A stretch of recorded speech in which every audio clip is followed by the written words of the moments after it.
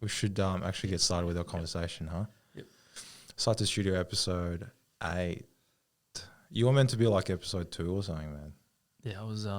This has been a while in the making, Yeah. and now I'm feeling a lot of pressure. Why are you feeling the pressure? Oh, because at the start, when you were first starting, it's like, you're just starting, be an early guest. If it's not great, it's okay. But now it's like it's polished. I've been listening to them, and the from your end as well. I guess the quality of the questions and the way it flows through is just going up and up and up. I was like, oh boy.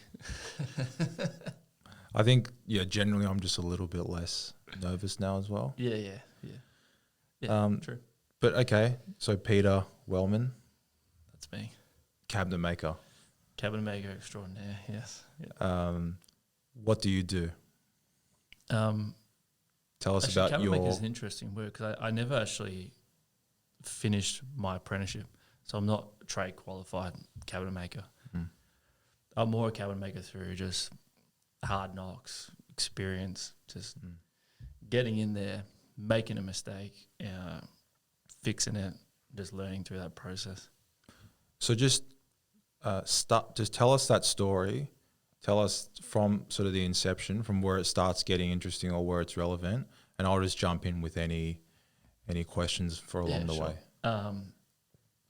Okay, well, straight out of at school, I didn't really know what I want to do. I feel like that's a popular thing with a lot of people. They just sort of don't know where they want to go. You got sort of parents slightly pushing you in a certain direction. You've got school pushing you, sort of saying, "Hey, uni is the only option." That's how I felt that it was. So I actually went straight from school into doing architecture. I had a few options. Multimedia was another one. So it's pretty broad from one end to the other, but I just knew I'd like creating and that sort of avenue. That didn't pan out for me. I just didn't enjoy it. I just felt like I'm back at school, which was just slow and just felt a bit boring for me. You're doing like these semesters that are like 12 weeks long. Like I could smash this out in this 6-year degree in 2 or 3 years if we just picked up the pace a little bit. And anyway, that was just my thing, and obviously it works because that's how they do it. But yeah, it just wasn't for me. And I remember actually speaking to my mum about it and saying, "Hey, Mum, I think I'm going to drop out of uni." And she's like, "That's fine as long as you're going into something else." And then the very next morning, she comes into my room. "Well, why aren't you at uni?" I was like, "No, I told you yesterday. Like, I'm out. I'm dropping out." And she's like, "Oh, okay." So I just made that decision. I just literally did not go back again. I don't even think I formally left. I may have just not rocked up I one just day. think I turned up again. Yeah. Yeah, and from there I pretty much sat at home, did nothing for ages, just played computer games all day for like 3 months. Yeah. What definitely wasn't very motivated. I knew in my head I wanted to do something, but I guess I was just sick of doing, always having to do something. So anyway, my dad got me a job at a cabinet making place. Pretty much said, "You need to go do something." And I started there, and I just picked it up really easily, I enjoyed it. It was fun. I was within 3 or 4 months, sort of overseeing apprentices that have been there for 2 or 3 years. It was just a very different approach for me as well. I found that there was sort of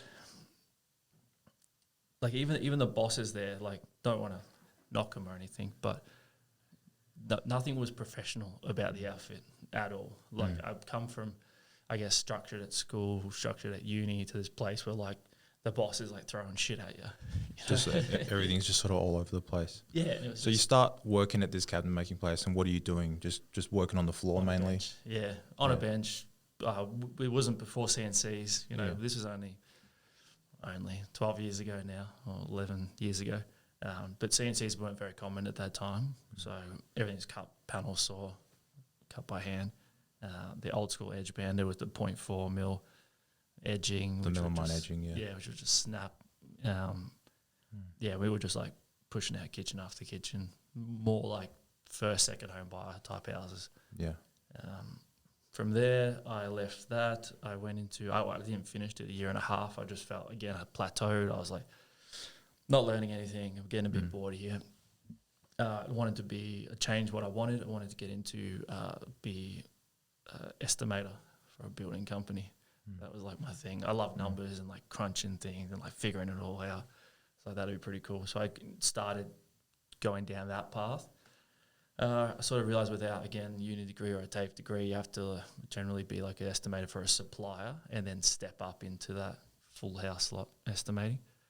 I started estimating metal roofing, worked there for a while, moved into sales doing that, and then I just got back into kitchens just on my own. Just went out there. So you got back into kitchens in what way? What were you doing? I started working with a guy that I used to actually work at when I did my apprenticeship. He was a bit older, and he was still working there at the time, and I was doing a few little cash jobs on the weekend doing kitchens, and I enjoyed it again. I was like, good getting back off the computer and using your hands. I found it exciting. I was like, this is a business that I can do. I always knew I wanted to do some kind of business. So we started doing that, and we were installing joinery to start with for some huge companies, just smashing out houses, first home buyer houses pretty much.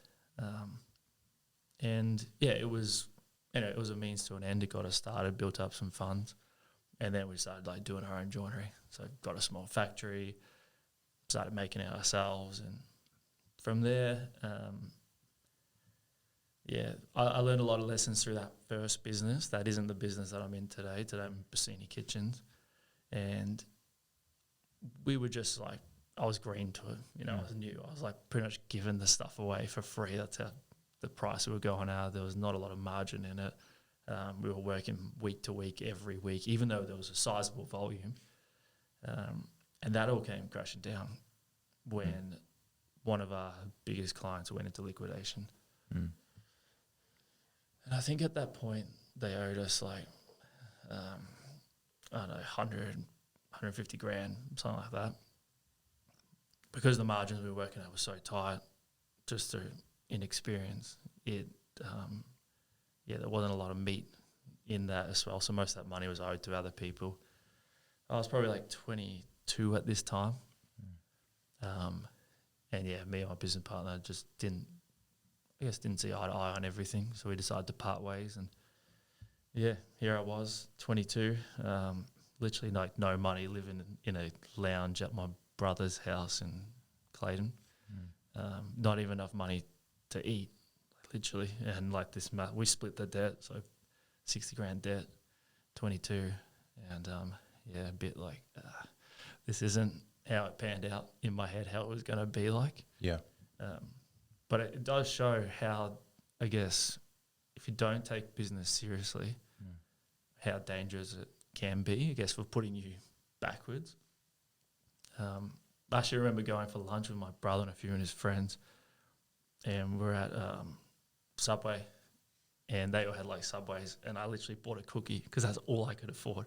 I didn't even have money to pay the rent at the end of the week. I was like, this is not a good situation. But yeah, just did what I know best and started installing again and just started going job to job, and tried doing an online business with kitchens. Didn't really work.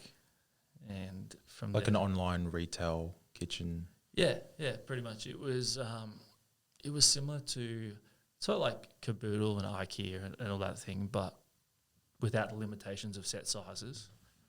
That was the concept of it. But I quickly realised I need a bit of money here to sort of like bankroll this and market it and advertise it. And it was actually a really good business. The problem was I needed money like then, because I couldn't even pay my rent each week. So I couldn't wait for it to build up and become whatever it could be. And now there's quite a few businesses doing it online. So yeah, could have been the first, but yeah. And from there I was just back to installing and doing my own jobs and just where I can. Again, still like that sort of lower end of the market, I guess you put it. And Yeah, it just actually I remember this moment. I was at this house. I was in South Yarra, and I was working, and I drilled. I was like putting a kicker face on, and I drilled through the kicker through the top of my finger, and I had to rush down to the hospital and stitched it all up. And I went back to the house because I had to finish it. And I was sitting there, and I was dirty, I was tired. I just cut my finger open, and I was just looking out the window, and this guy next door was getting a brand new McLaren delivered on the back of a flatbed truck. Yeah. And I'm just sitting there, and I'm just like, what am I doing? You know, like I'm here like this, you know, finger throbbing, covered in shit. And this guy next to us is just getting this like McLaren delivered to his house, middle of the day, just casual. He's out the front in trackies, like couldn't care less. And I was like, I need to change shit up. I need to really start like thinking ahead more, start making more long-term decisions, stop planning for short-term, just like how am I going to make money today. So how did you transition from that head down working for the next payday to pay rent? How did you, because that's a pretty difficult place to transition into a more long-term mindset. Yeah, it was, look, I guess it was just assessing things. I was constantly like an overthinker, probably still am an overthinker. I look at a situation, I probably thought of 1,000 different outcomes before any of them play out, and probably none of them would play out. Just the, and I would just think about it and like, how am I going to get to where I want to get to? I ended up partnering up with, I knew, so Bossini Kitchens was an existing business, and I knew the guy that had started it. Now, he had a strong marketing and sales background through another large business at the time, but I could see that their behind-the-scenes part of it was missing, and I thought, there's an opportunity there. There's like someone that has the part that I don't know. They have like that sales knowledge, that marketing knowledge, that image and business knowledge, but they don't have that technical knowledge behind the scenes. And again, it wasn't that same day when I saw the car, but it was a couple of days later on a similar site covered in dirt. And I was like, and I'd been thinking about this opportunity. I was like, I think I can make this work. And I remember just messaging Dom, who's my business partner now, and saying, hey, mate, you know, how you been? How's business? And he just wrote back saying, great, we need to catch up. And then I think I've still got that message in my LinkedIn messages somewhere, or I might have screenshot it. And just from there, we just started working together, and it was just a great synergy. It just worked really well. He stuck to his side, I stuck to my side. We both just grew our areas, and here we are today. Right. That was about 5-6 years ago. So just zooming ahead today. So you've been in this partnership with Bossini, with Dom, for 5-6 years now, and you guys are working in that higher end architectural space, residential. Yep. How did that transition happen? I guess from doing more basic stuff to doing the top end of the market. It's a good question. I guess Dom sort of had this philosophy of, rather than doing 10 kitchens, rather do one kitchen, but go deep on it.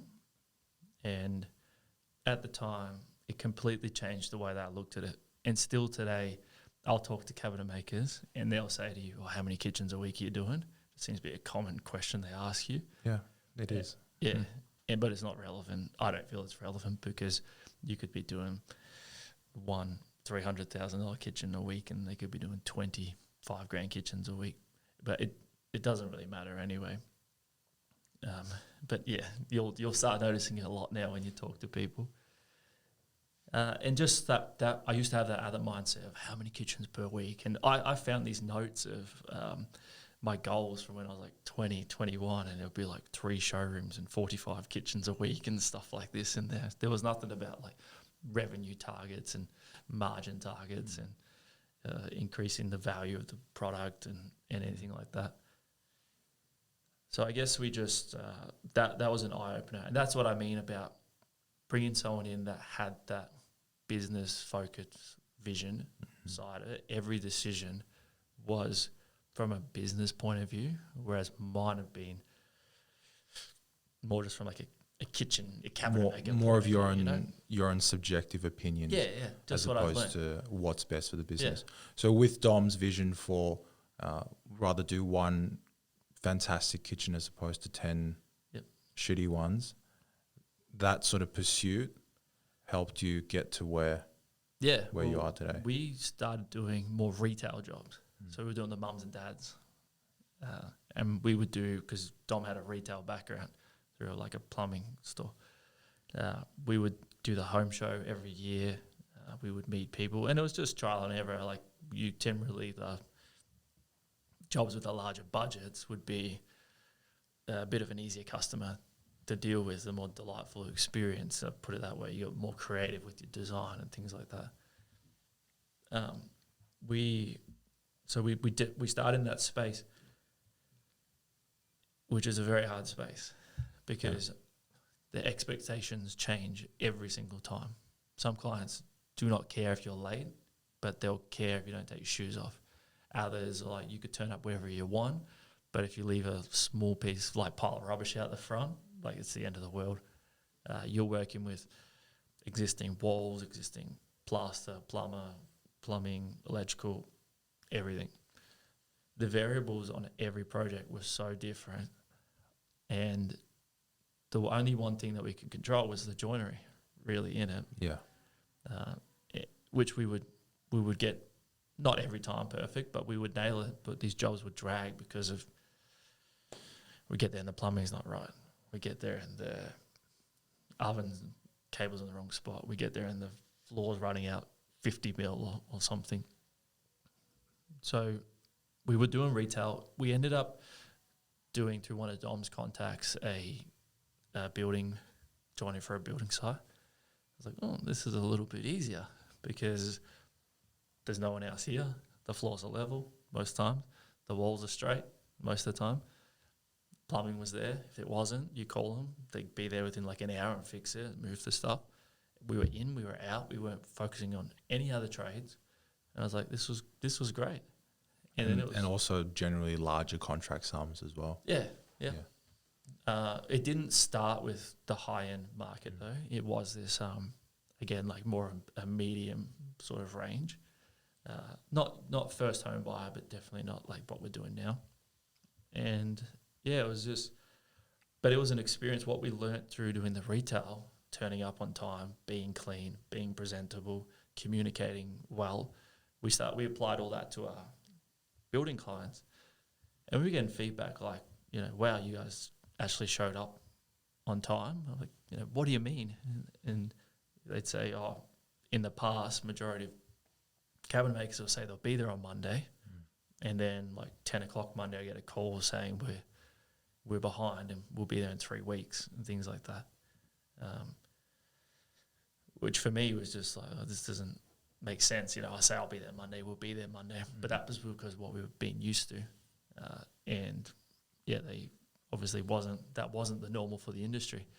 And I thought, geez, there's a real opportunity to stand out here, like just by hitting some basic targets of turn up on time, be clean, take your rubbish with you, don't leave a mess on site, things like that.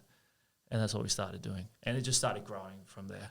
We just Why do you think the standards are so low in the construction industry? Why do you think there's this idea that every trade is late, everyone is not clean, everyone's hard to deal with? Where does that come from? Why is that the case? Is it because there's not enough competition? There's just too much abundance of work out there, so there's enough room for bad actors, or what is it? It's a little hard to comment on because we've moved from that. I feel like we've shifted markets. We shifted from a middle range into a higher range, more architectural market. And in the architectural market, I haven't found that as much.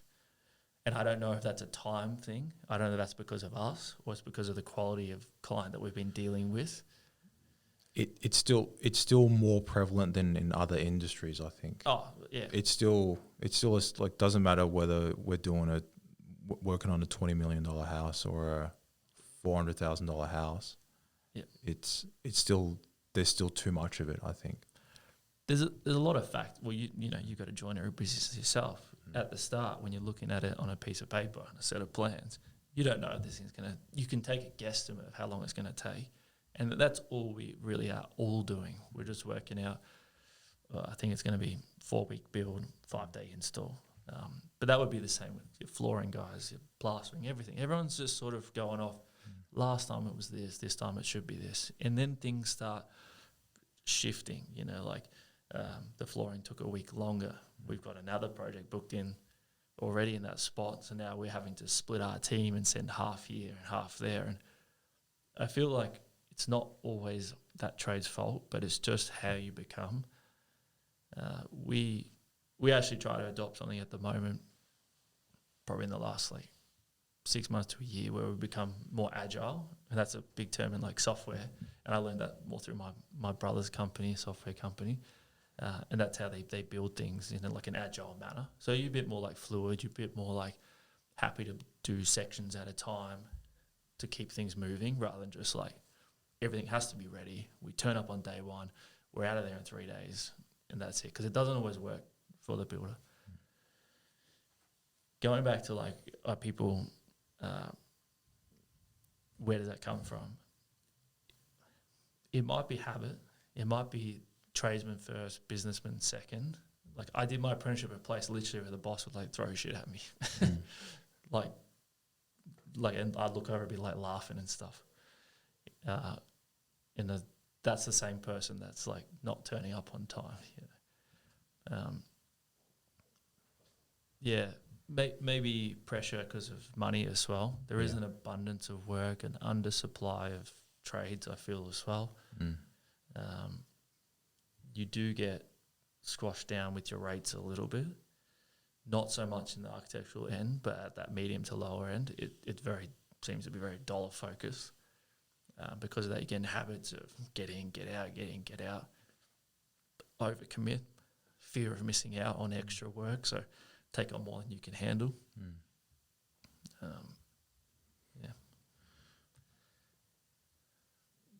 There's a lot of work out there. We were just saying there's an abundance of work, but I still feel like the cabinet making business, it just doesn't seem like an amazing business model to me. Whether it's the high overheads, the lack of scalability as you move into the higher end stuff, the labor resource expense, the heavy cash flow burdens, the risk of inconsistency from job to job. What kind of cabinet making business makes sense to you? Like where does it actually make sense? Well, I feel what you're saying, because we're about, let's say, 6 years old now. There's a bit before, but officially we were 6 in April. And we're going up against, on most of the tenders that we do in the jobs, it's the same names of other places keep popping up. These guys have been around for like 20, 25 years. So it's very exciting for me that we're in that space already. And I feel like we're only scratching the surface of what we're capable of doing. I still see flaws in our process, flaws in our product. But we're always committed to that end result. We just finished a project recently, architectural project, and the supervisor said at the end, thanks, it's been a great process. This is probably the first time a cabinet maker has finished before handover and have no defects list from the architect, the client, or the builder. And which, that's good. It's great feedback. One, it's a bit shocking that that's like an industry-wide problem, that we're not done before the job is done. But also, for me, it's exciting because it wasn't a perfect process. There was still so much room to improve. And if we're already at that point where we're getting positive feedback like that, and I'm not even satisfied with where we're at, it just gets me excited, moving forward. But where does the business part of that fall into what you're talking about? I'm very much not looking at anyone else. So I can't really speak for how the industry as a whole operates. There is a bit of secrecy, I feel like, with joinery. People are happy to talk, but they're not going to like break down their numbers for you and break down. I'm like super open with you. We talk a lot about this stuff. I think there's a lot of opportunity with cabinet making to like niche into certain areas of it, and it's starting to happen a lot.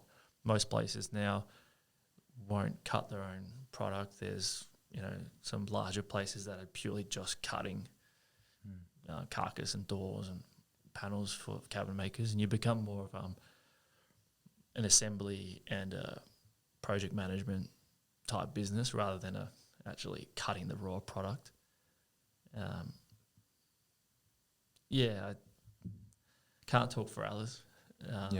But for you, the business model works. Yeah, it works great for us, yeah. I've learned to slow things down.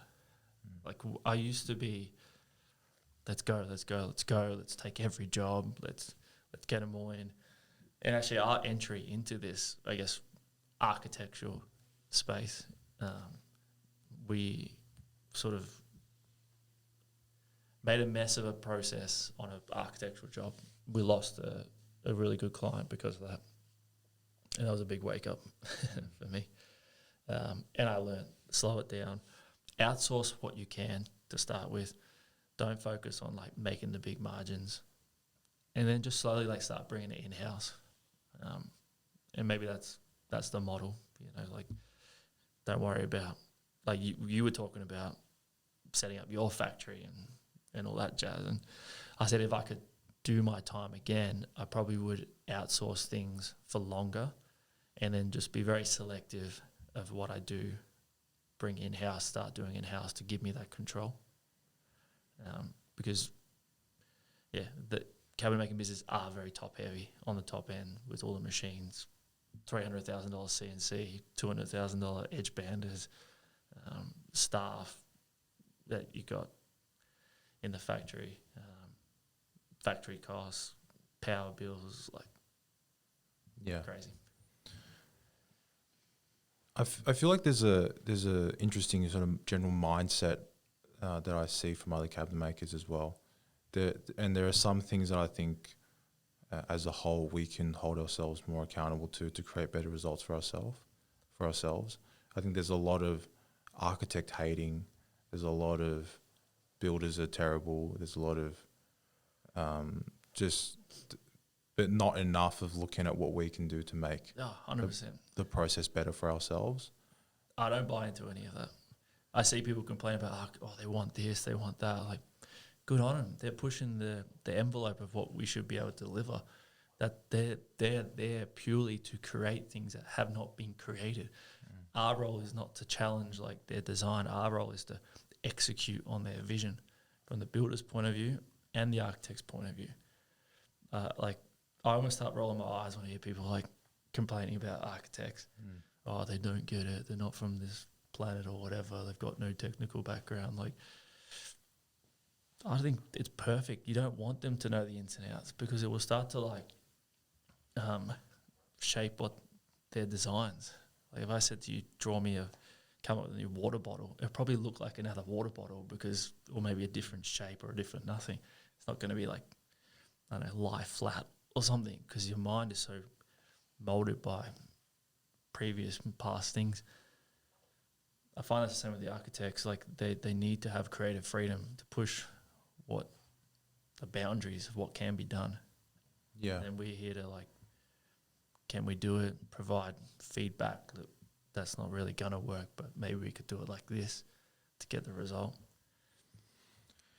Yeah, for me, I think if you're going to do architectural joinery, I think it's a big part of that is working with the architect to realize their design. You know, we're very much engineers in that sense. Yep. We're here to create a solution and a pathway for that design to be brought to life.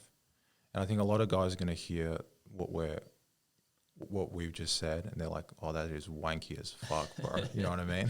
Like, possibly. But like, it's the truth. And if you don't want to do that, and you're competing with guys like yourself or me who do care about that and who will provide that service, Yep. then you're going to lose on that front. It's that simple. Definitely, because I'm not a kitchen designer.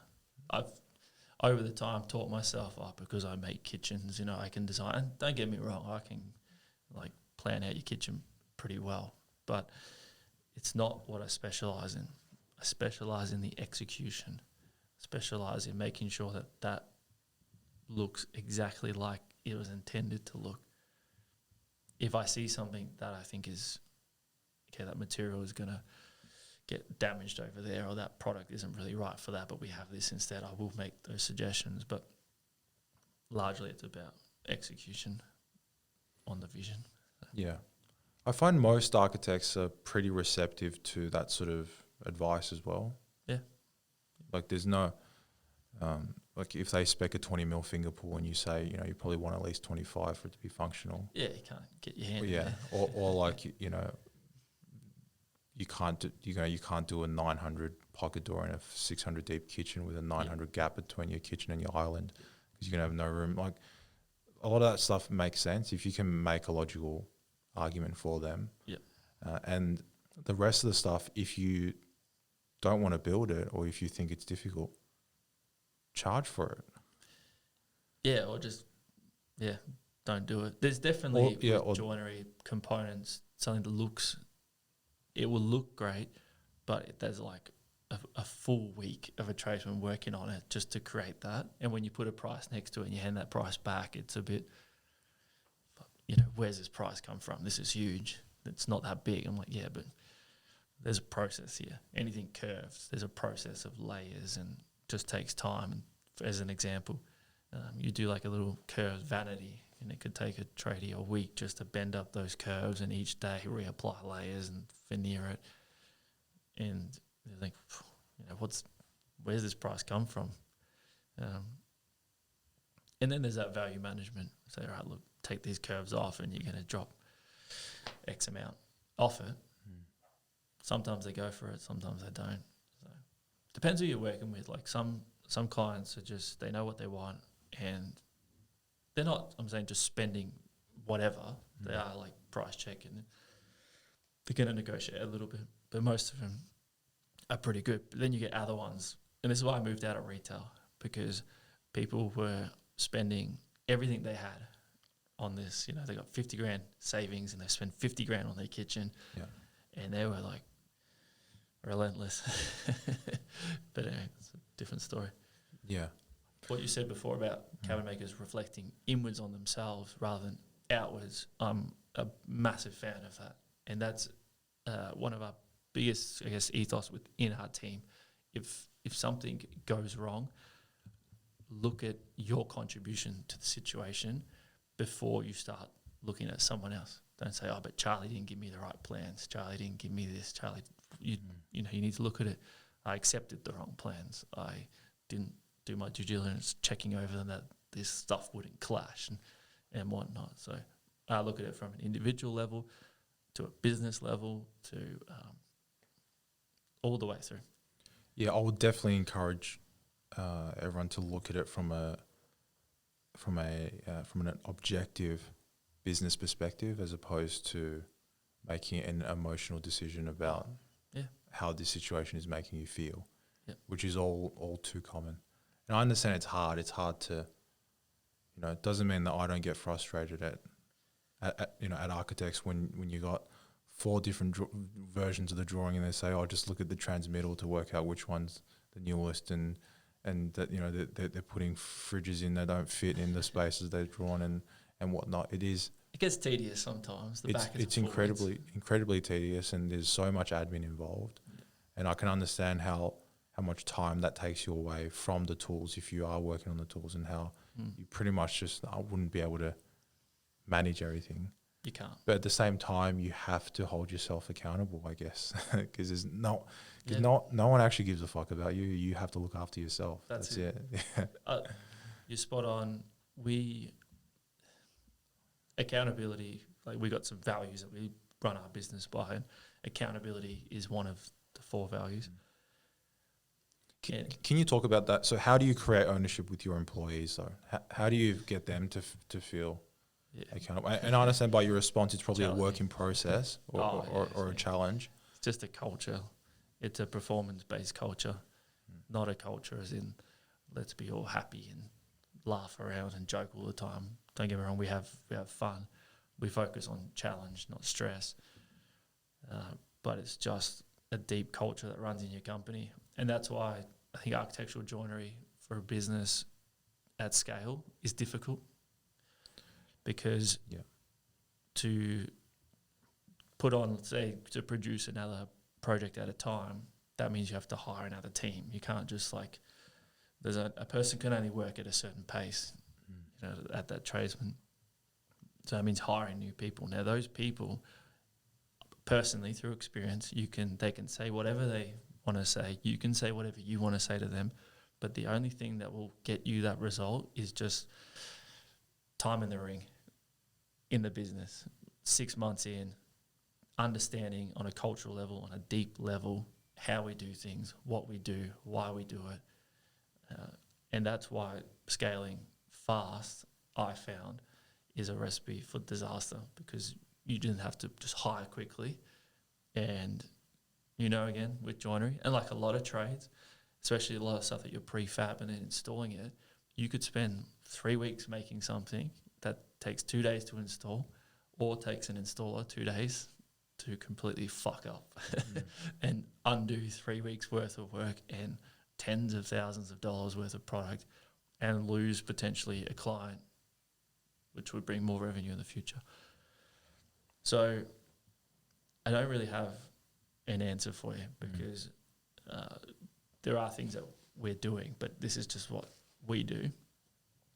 Time in the ring is one, because I find that the longer someone has been with us, the more I can rely on them, and I just know that they just get it. They get us. They get what we're doing here. The second thing is we do have mission, vision, values. We do monthly team meetings where we recap them. I put people on the spot. What's our mission? What's our vision? What's our values? What do they mean? Put it into a situation. Give me an example of where someone. Do the guys in those meetings? Do the guys think it's a little bit wanky and like, why are we doing this? They do. I definitely think they do. Like if you put yourself in their position, you'd feel that way. Yeah, and there's a bit of an air of that when I'm saying it as well. There's a bit of like, you know, come on guys, I know this is a bit whatever, but it still gets to them. Like literally, I've got people now like our mission to create innovative kitchens and deliver them seamlessly to our clients, enriching their heart, home, and lifestyle. That's a bit of a mouthful. It's like 3 sentences or something. I got like second-year apprentices that can recite. It sounds like communism. They can recite the whole thing, but it's just like there's key words in there. You know, create innovative kitchens, deliver seamlessly to our clients, enriching heart, home, lifestyle. These are all like key components of what we're doing every time. We have values. It's PEAC, P-E-A-C, professionalism, excellence, accountability, and care.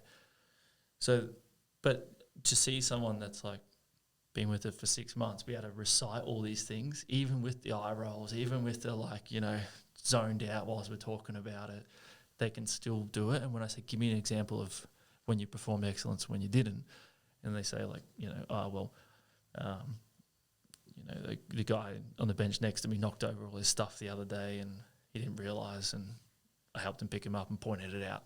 Like, that's a stupid example, but it just shows that, okay, they're thinking about it, they're becoming more aware, and it's just through repetition, they just slowly start to understand it and get it. Yeah. And I still look, are we better with it or are we better without it? Well, probably going to be better with it than without it. At least we're talking about it, having the conversation, provoking the thought, making them want to be better.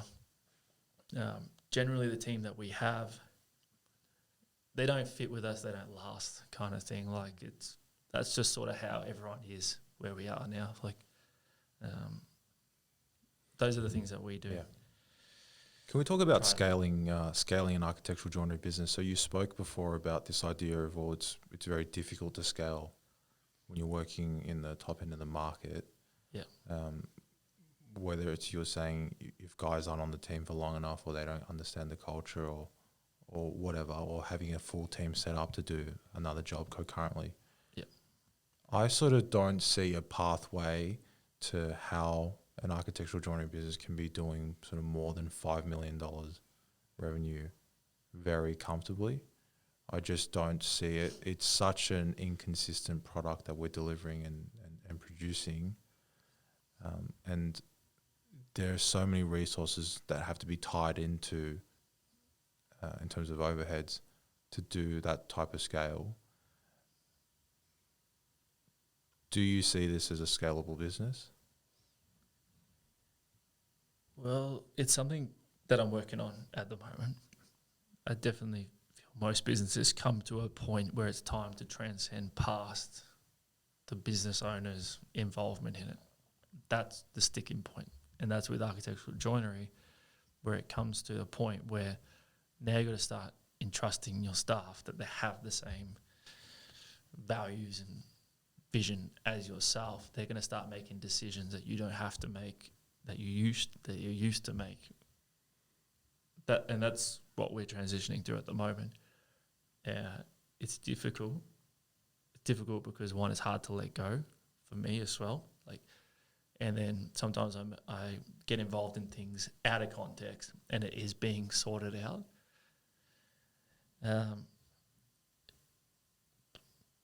It's exciting though. It's exciting.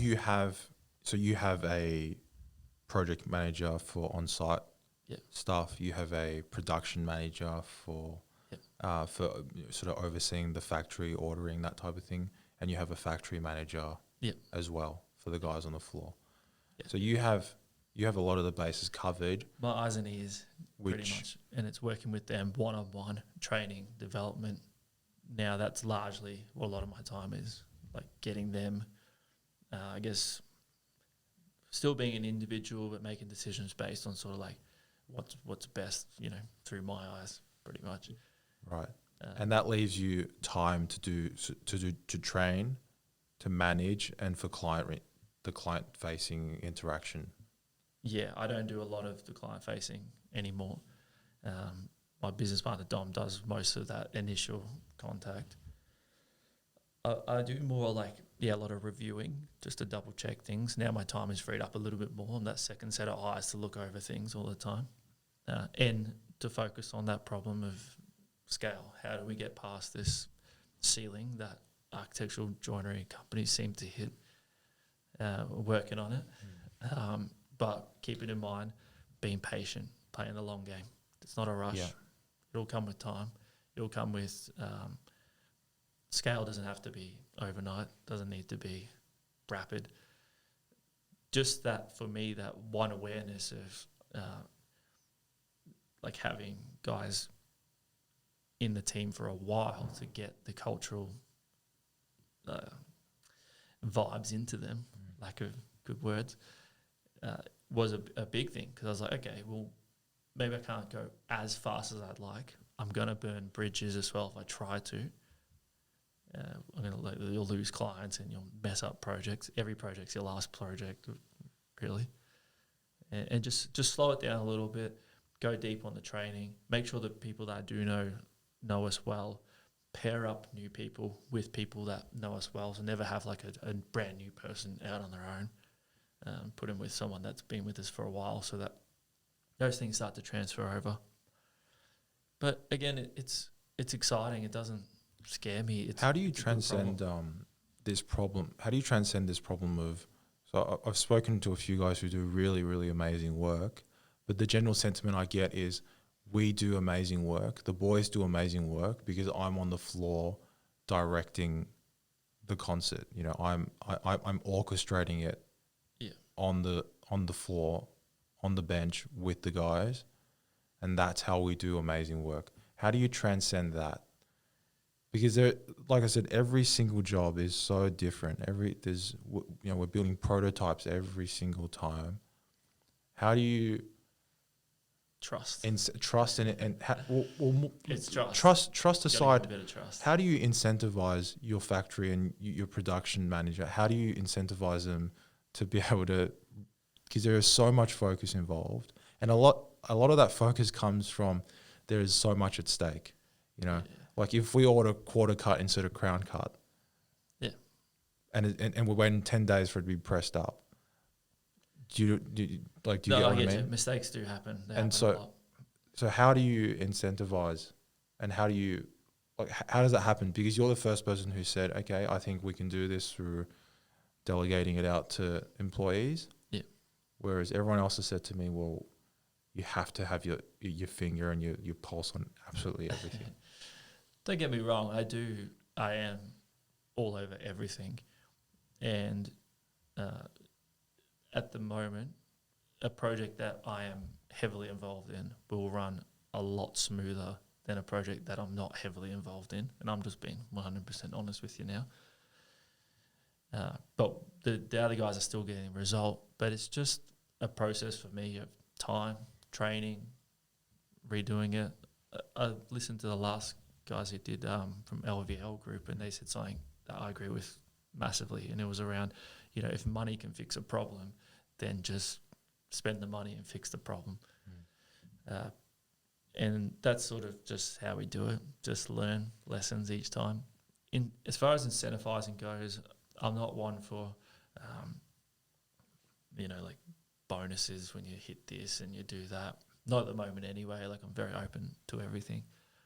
Now we're more focused on, I guess, like flexibility within the workplace. We try to have a workplace where you're not having someone breathing down your neck all the time. It's sort of, here's your plans, here's your materials, going out Friday, come check it out. Well, I think, afternoon. like, to what you were saying about culture, I think culture is probably the most powerful form of incentivization. Yeah. It's because that really drives satisfaction and purpose. Yeah. And you would be surprised. Yeah. Like, this is what I love about trades. There's some very small things that you can do that make massive impacts. It's really not hard to stand out. Turn up on time, be clean, look good, from presentable. With your team in the factory, we had a guy come to us a little while ago. It didn't work out because he was a factory manager, but he came from a place where yelling and like anger to get what you want was how he operated. I didn't pick it up in the interview. I missed it, and we put him out there, and it just didn't work. He was very like, I could hear him yelling from in the office. I was like, what the hell's going on out there? And that's just how he did it. It was actually it was a very interesting time. The boys didn't like react to it very well at all. You got to treat people with respect. I've had a blank. What was the question?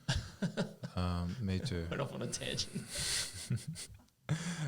So we were talking about how do you incentivize guys, and we're talking about culture, how culture, and you were saying how it takes very little to make a tradesman happy. Yeah. It's just something came up when I was talking about him. So, anyway, he'd been there for like 2 weeks, and I was like, okay, I could probably work with this. Like, he's got a lot of technical skill. I just need to like learn to calm him down a bit. This isn't how we don't yell at people.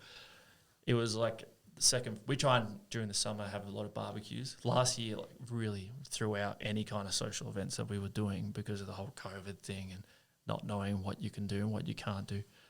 And I think he'd been there for 2 weeks, and we had barbecue, and my business partner like cooked up some sausages, and we just Friday afternoon had some snags and some beers.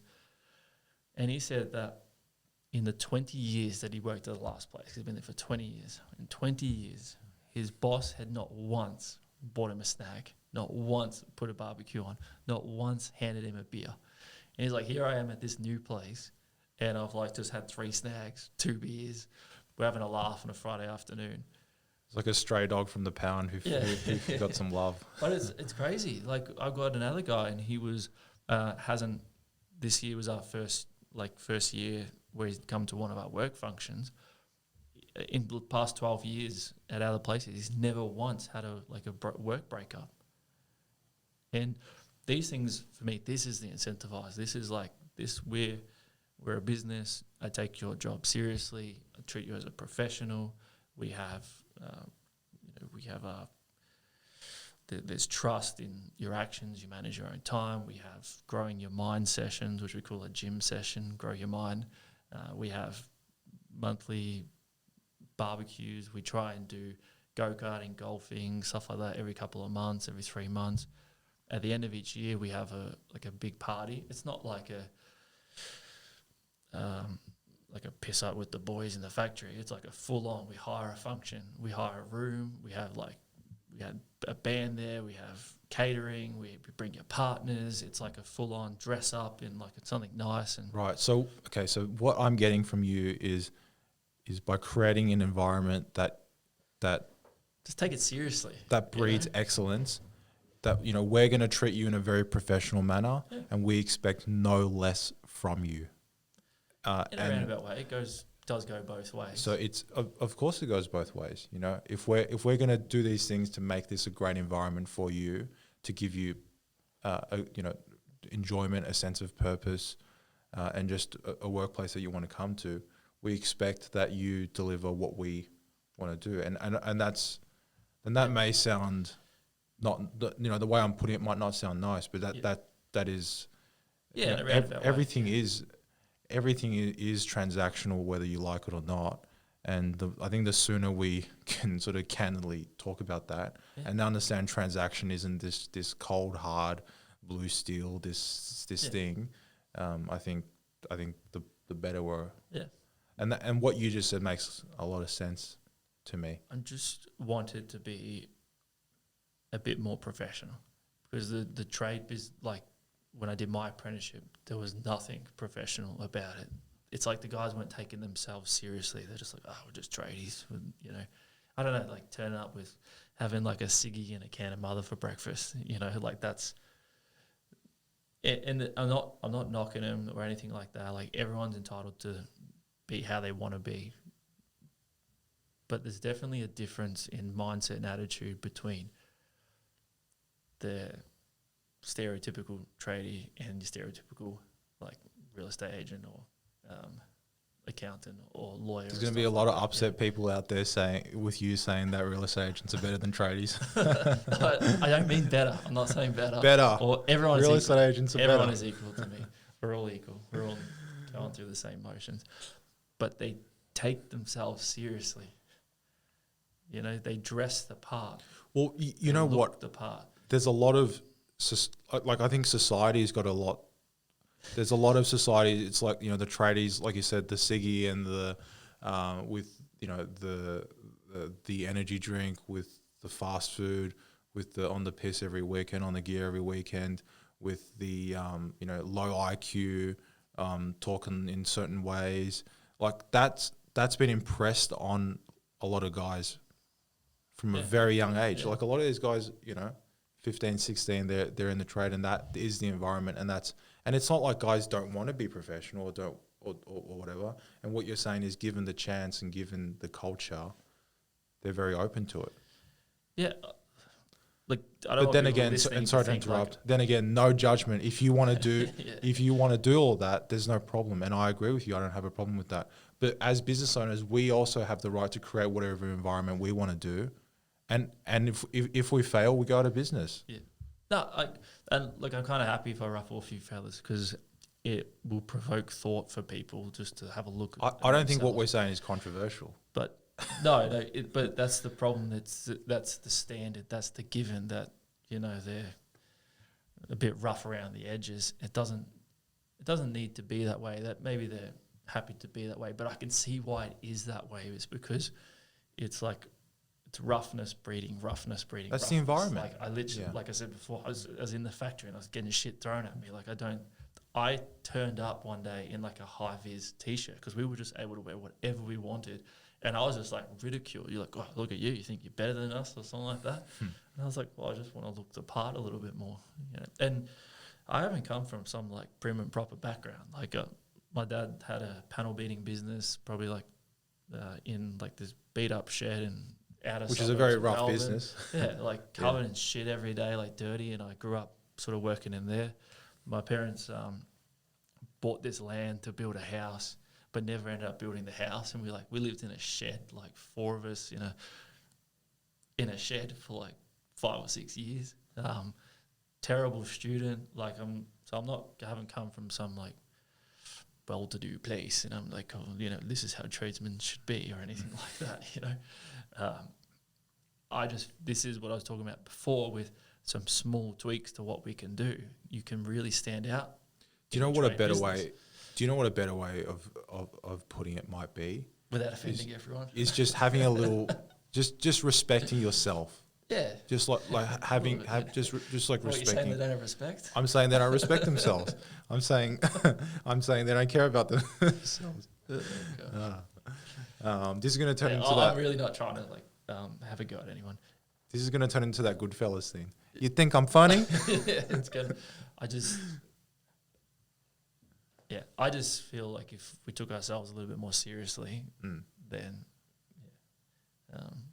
but maybe that's why we're trades, because we like to do it fun, and we don't want things like super prim and proper, and we don't want to be like all tied up in a suit. I don't want to be wearing that to going to work in a suit every day and doing all that. Yeah. But maybe the most politically correct way of saying it is being more professional will likely generate you better business results. Yeah, I agree. In some markets, some like I guess that medium to lower, I don't think they care as much. But for architectural joinery, all those more architectural trades, definitely, because you're really a reflection on the builder as well. The client turns up, sees a bunch of trades working in their house. If someone's smoking in there, someone's shirtless, someone's like fucking, oh, how you going, mate? You know, the whole thing. Hey, what's wrong with that? And it looks like they haven't slept for a week. It is a reflection. Geez, I feel like I'm just offending more and more people every word I say. But it's a reflection on the builder, like indirectly, and it does. But when that client comes into a site, everyone's, somewhat uniforming cleanliness. There's not shit everywhere. There's not a pile of rubbish in the corner. People are cleaning up as they go. They're not smoking in the house. There's not like cans of tuna on the floor and stuff like that, which is see sometimes. Well, I think it reflects passion as well, and I think people are drawn to passionate people. People are very drawn to, and like what you were saying about being representing the builder well. The builder at the end of the day cops it all. Like if you're, and so they're paying, as much as they're paying you for cabinets, they're paying you for a service and for good representation that aligns with their brand. Yeah. Which is huge, because they're the people that they're dealing with in the markets that we work in. Yeah. But they want to stand out too. They want to be different. They want to be professional in their delivery. They want the client to come in. They want the client to be greeted with a big smile from their trades. They want to be part of the family. Like, we literally just finished this house in Toorak, and the client told the supervisor, I think you're going to sell this house, and I want the exact same team again to build my next house. Like, that's a really good feedback, like, for the builder, because it's a win for them, win for us, another project. They obviously enjoyed the process. Everyone was friendly there, presentable and clean. And I don't mean to like shit on anyone. If anyone wants to be like dirty, fuck rough, everyone, then they can. But I would just say, if you're struggling to get traction, look at the things you can control. You can control how you look. You can control how you present. You can control, what you say and what you do. So that's going back to that. Reflect on yourself, not everyone's a tight ass and they don't want to pay what I'm asking and stuff like that. Yeah, the whole industry screwing us down. We should band together and charge for our designs. How come architects get paid more than us when we're doing all the shop drawings? Why do we have to do shop drawings? Is the architect not, when they're not doing their job properly? Oh, don't get me started on that. I'm a big fan of architects. I love them. I'm happy to do drawings.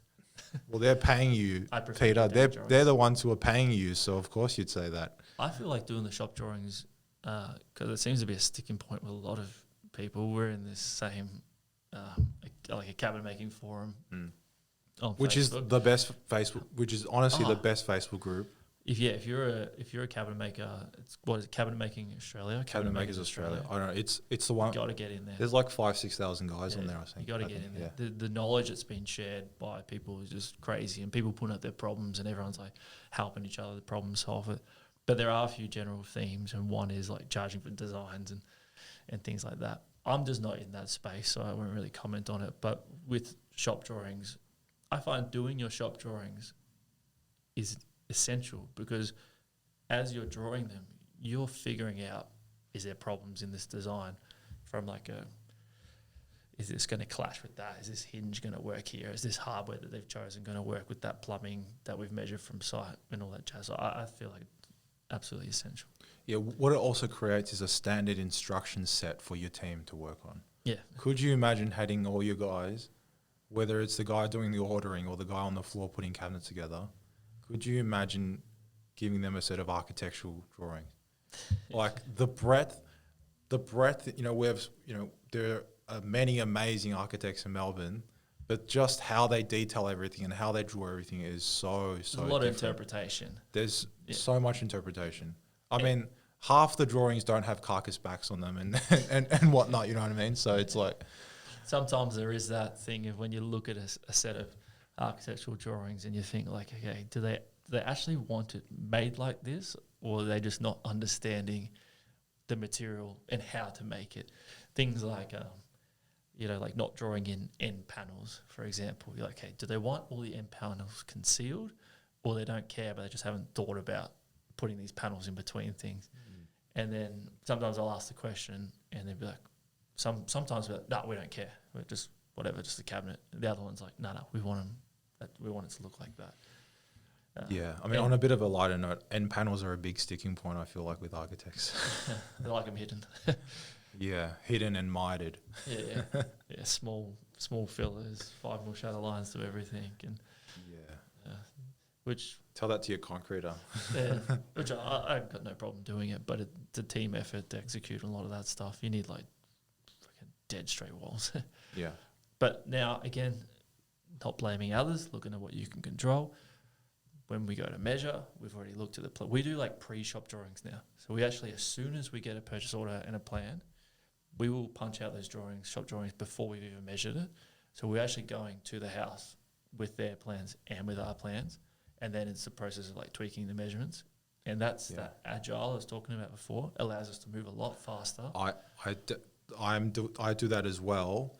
Reason being, the purpose of the shop drawings the primary purpose isn't to show what the measurements are. It's to resolve design details. Yeah, it's it's us agreeing with the guys who don't like architects in that it's not all detailed properly, recognizing that and going, all right, we have to give them our interpretation as soon as possible, because it will take them 6 weeks of back and forth to get back to us with a final answer.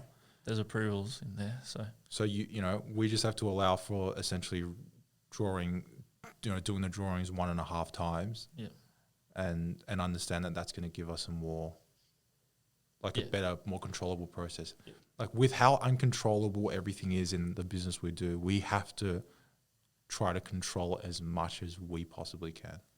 I find the control goes once you get to site, largely.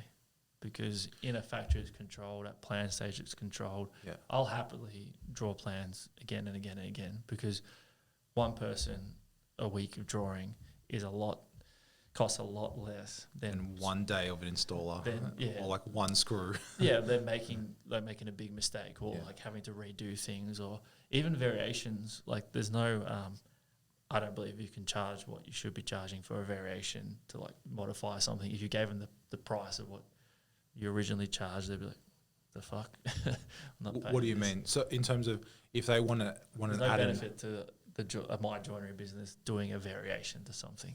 It's not worth it. I'd rather just get it right first time and push it in. So I'm happy to do revision and revision and revision of drawing and let them problem solve it at that stage and figure it out and visualize it, rather than putting it in and being like, actually, I don't like the way this works. The thing with variations is like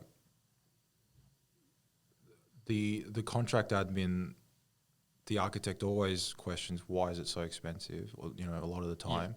But then the thing is, we're not actually making money off That's it. right, yeah. Once you factor in the extreme inefficiencies associated with, like they don't understand that there's only that when you're adding a drawer cabinet to the end, that the panel gaps are different because one drawer front's at the end and you're going to add another one, and just all the problem that creates for you. And you're starting again, like now you got to load it up on the CNC again. You got to. What do you order in the machinery? Like what do you order in? Someone off another machine. You know, like you just got to off another project, and it's just for me. I'd rather a longer shop drawing approval process and less variations than the other way around. But they come up and they happen, and we deal with them. So, talk to us about the young guys coming up. Young cabinet makers, apprentices, guys wanting to get into the business. What, some good things or some bad things? Well, just some general advice on sort of, I guess if you just knowing everything, young joiners, just knowing all you know now, what would be your advice for them? Whether it's finding their passion, whether it's what market segment you think, which market segments they should look at, or get out the trade, or whatever. Just what are your thoughts? I'd say you're gonna make mistakes, and just don't let that deter you. You're gonna fuck up. You're gonna royally fuck up. You're gonna lose clients. You're gonna burn money, but just keep pushing through because that's all just a learning experience. I would say to myself, I'd go back in time, just slow down a bit. But in saying that, when I was younger, I was very let's go, and I made a lot of mistakes because of it. But because I made a lot of mistakes, I learned a lot as well. So maybe to say to someone to slow down, maybe isn't right, because you're not going to learn as fast, and because that's not going to allow you to make as many mistakes as possible in the shortest period of time. Yeah. So, everything that I've done has got me to where I am right now, and I'm super happy place. And you wouldn't change anything about what happened? Honestly, I wouldn't, because I agree. I agree with you. Liquidating on me, I still feel we lost whatever, put me way back. But if it wasn't then, could it have been a year later for $500,000, or could it have been 2 years later for I learned some real big lessons. Could have been when you had 2 kids. Yeah, it could have been so many things. Yeah. I probably just slow it down. Play the long game. You got plenty of time. When you're young, you got time on your side. What about the guys? I still got time on my side. You are very young. But I've got again, the businesses we're up against, the owners are in their 50s, most of them. I've still got I could just keep making mistakes for the next 10 years and still be younger than the people that we're up against at the moment. So, but that doesn't matter. That's comparing to other people. I'm just in my own lane. I'm looking at things differently. Just slow it down. What about the guys who don't want to get into businesses and just cabinet makers who just want to work as cabinet makers?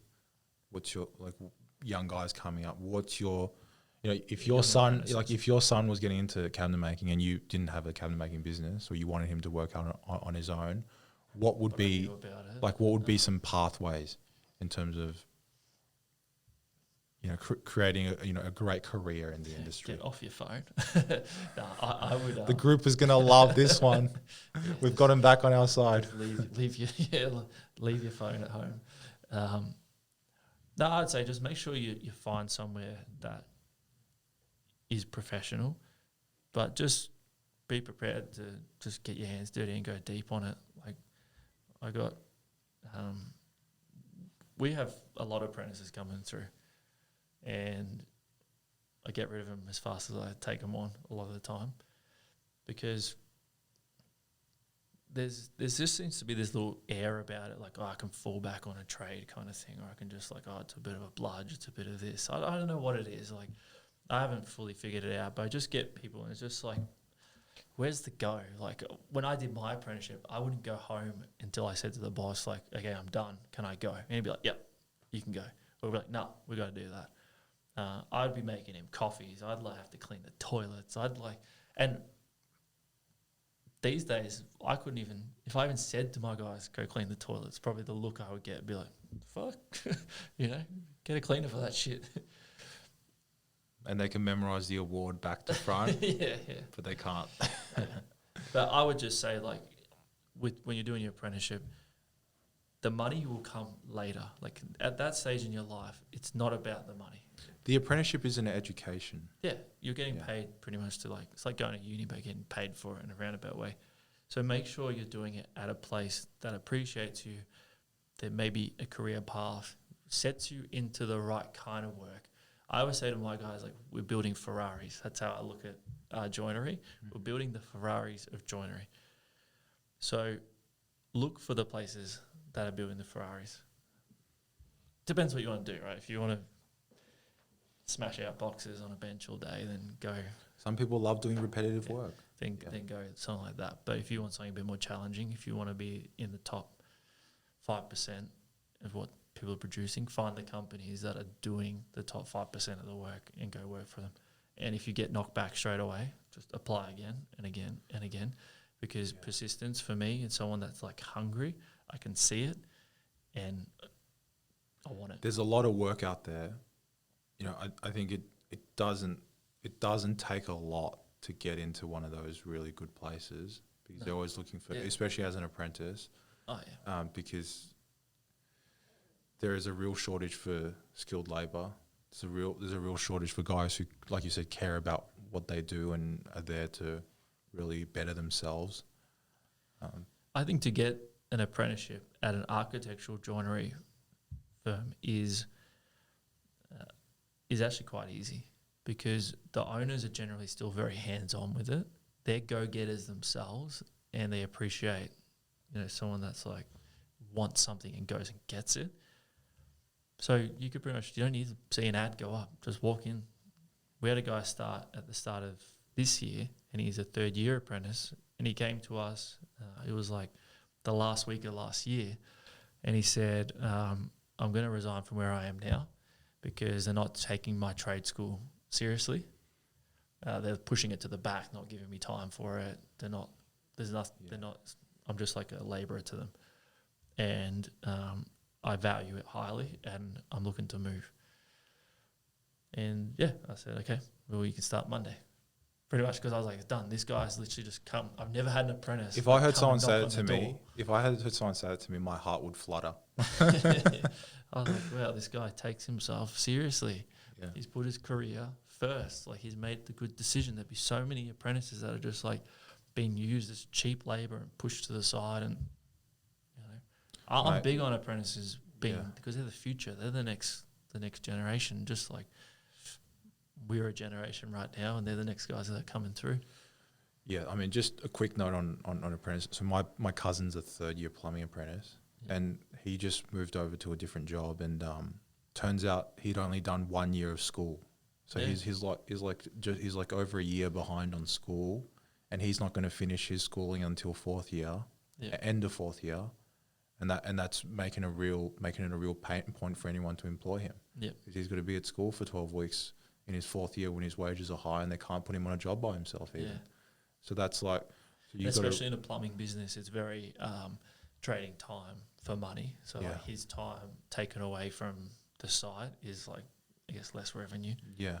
So you just got to really be careful and really understand that an apprenticeship is about an education. Like, you're there to learn. So whoever employs you needs to be providing you that education and not be using you just as cheap labour to stack sheets and put boxes together. That's why I left. That's why I only did like a year and a half of my apprenticeship. I continued it in my mind in my own way, where I just kept going and kept working at it, and a sort of self-taught and then working with other people kind of thing. But that's probably the other thing that I would say to them. That apprenticeship is just a title. It doesn't make you any less or any more than anyone else. You're just, you're another adult in the workplace.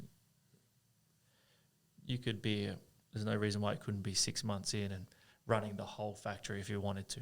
It's just how you apply yourself. If you had the aptitude. I mean, there's plenty of guys who have that aptitude who could do that. Yeah. That's it. And And like every trade, it will go where you want it to go. You can be the guy that's,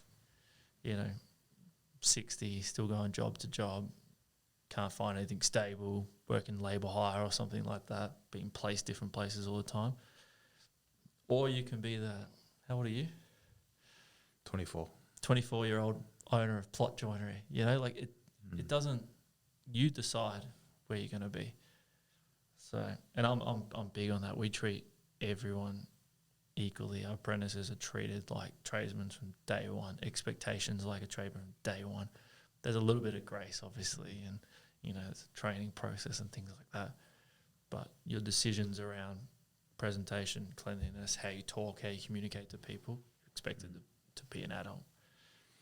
So I want to ask for your advice around that. So I'm in the process of looking for a gun tradesman to join the business.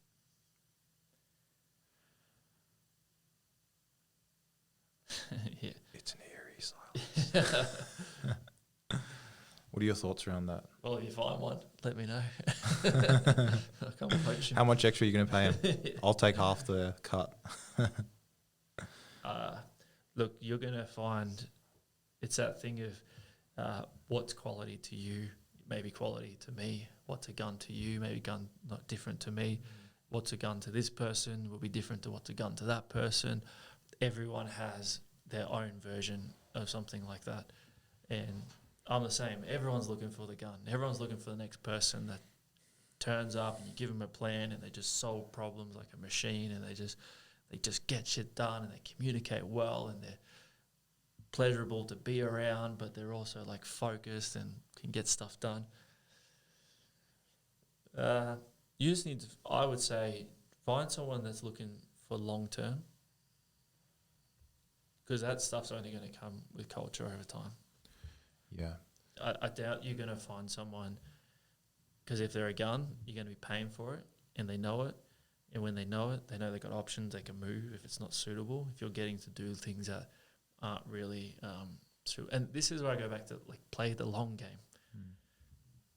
Like, I know you want to come out of the gates like, fuck, let's go. And this might not be the right advice. You may think, no, I'm going to go fast and I'm going to go hard and I'm going to get this gun. But, yeah, I would just slow it down. Find someone reliable, turns up on time, presentable. I'd probably go more like 20 to 30s age-wise for you. I mean, I would love for there to be like a counterpart to my business, even like you were to Dom, maybe. Yeah, in that someone. sense. Put it out there. I'm very strong on the sales marketing that we could rack up an ungodly amount of work, but there's no way we could do it, right? The biggest strength of Bossini is one director is hard on one side, the other director is hard on the other side. All I have to do is execute the product. I'm not worried about marketing. I don't worry about bringing in new jobs. My sole focus is that the projects that we do have get done to the highest standard possible and to push what's possible every single time in terms of speed, quality, experience, the whole thing.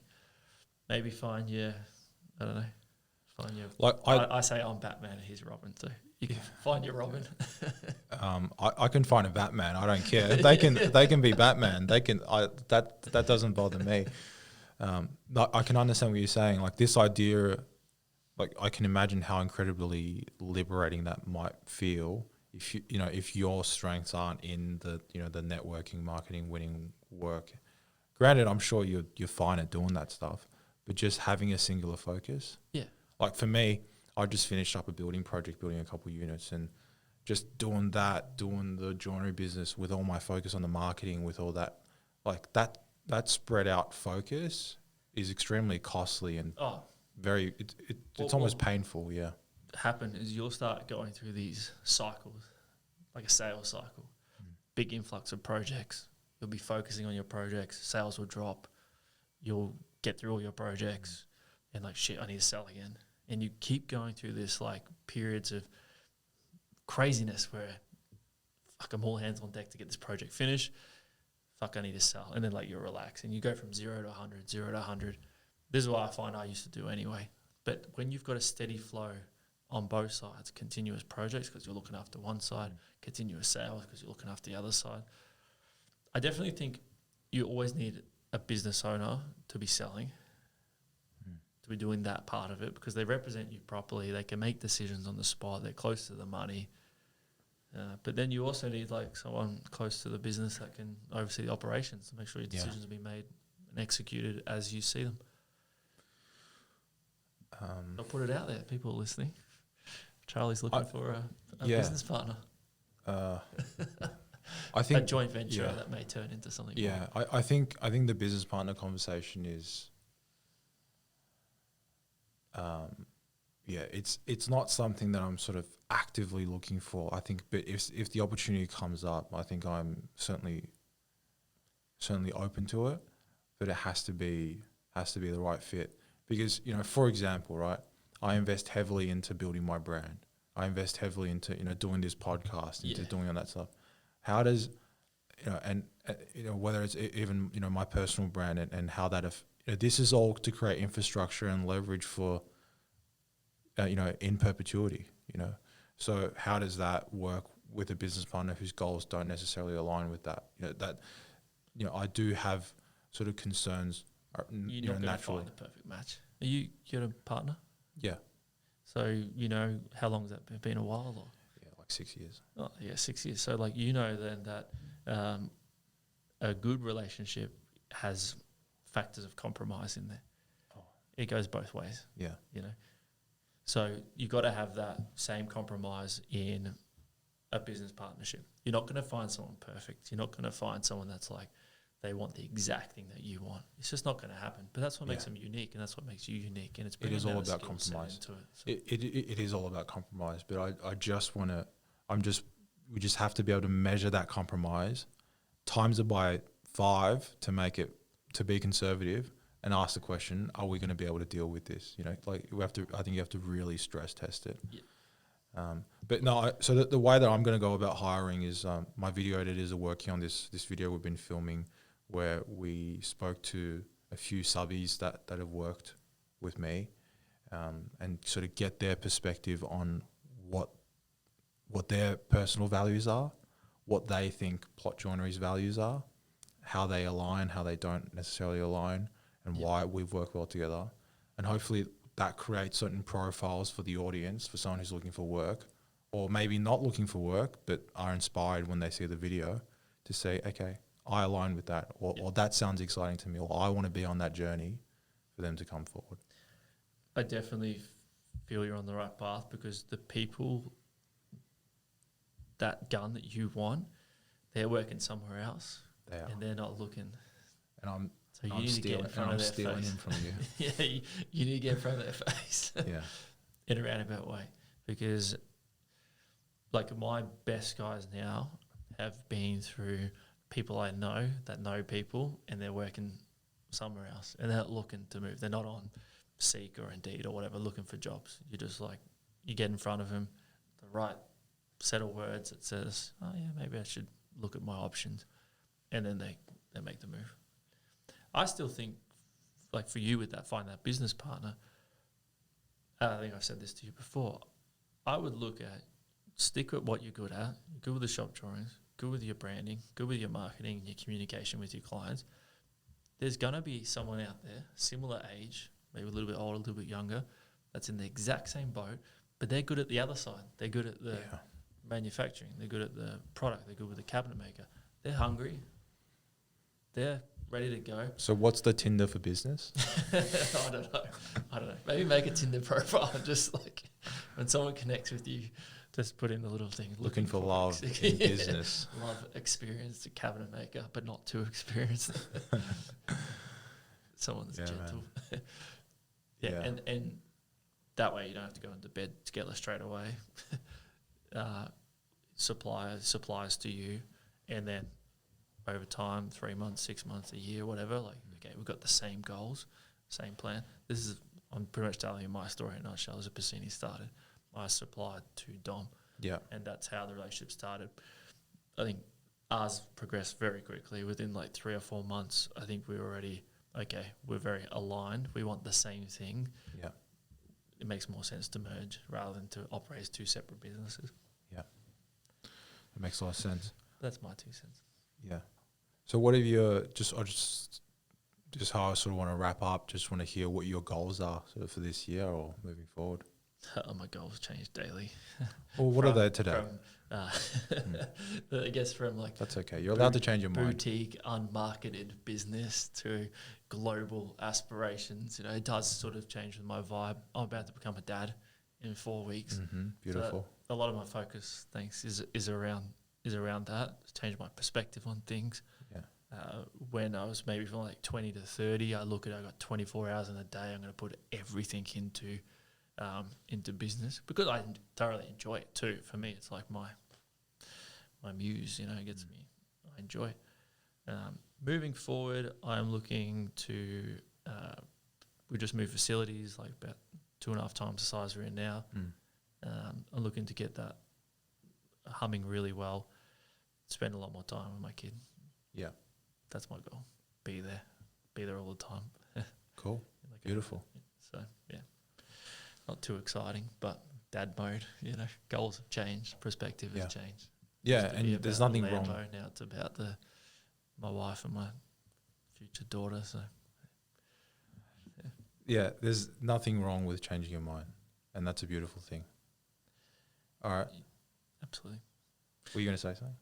No, I was just going to say that, I used to beat myself up a lot about like changing and, you know, obviously always changing what I'm doing and how I'm doing it. But now I'm just at peace with it. You know, you're just who you are. You don't need to compare to anyone else. And just as long as you're happy, enjoying the ride, things are good. Yeah. Then it's all good, baby. Alrighty. Yeah. Let's end it. I just realised I'm meant to be in Melbourne right now at a site meeting, so this ran on for a bit. We were talking about execution and this is why you don't want to work for me. All right, brother. Cheers, mate. It's been good. Thanks.